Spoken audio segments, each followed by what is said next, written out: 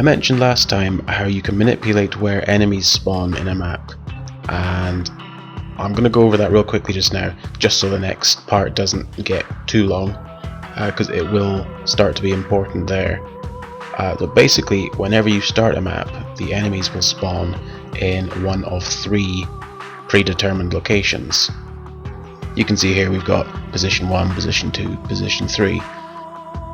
So say you start a level and the guard spawns in position 1. Now the guard will always spawn in position 1 until the level is completed, and then after the level is completed it will spawn in position 2 next time you play, and then when you complete it that time it will then spawn in position 3, and then, you know, when you complete it that time it'll spawn in position 1, then 2, then 3, and so on. Now there's a couple of levels on the run where it's important to have the guards spawn in a particular position. For example, my wonderful map I've made here, position 1 and 2 are no good if we just want to run to the end, so we'd want the guard to spawn in position 3. So what we do is beforehand, before we start the run, we'd play through the level however many times we needed to ensure that the next time we play the guard will spawn in position 3 and not bother us too much. If you need to complete the level twice, then you can complete it all the way through once and then reload the mid-level checkpoint from the stats screen at the end, and that'll still count as completing it again and move you on to the next position. There's about, I think, 3 or 4 times where we're going to do this, and I'll point it out every time, so don't worry about that.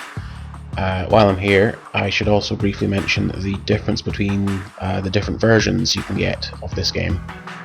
The original version came out on the 360, and you can also play it on the Xbox One through backwards compatibility or buying it on the Rare Replay compilation. Now, playing on Xbox One is best because you're going to save probably over a minute just on load times alone.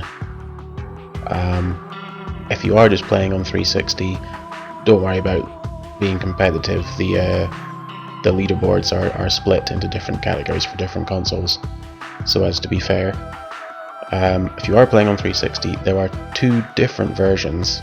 The proper original first run release has a glitch you can perform, which we've called a rapid cover glitch, which I will go into more detail in a later episode. Later versions of the game had this patched out, so again we've split those 2 into their own separate categories. This glitch does make up most of the time, or all the time I think, lost versus the Xbox One through loading. However, there was recently another glitch found which we've called explosive cover glitch, which puts the advantage firmly back with the Xbox One.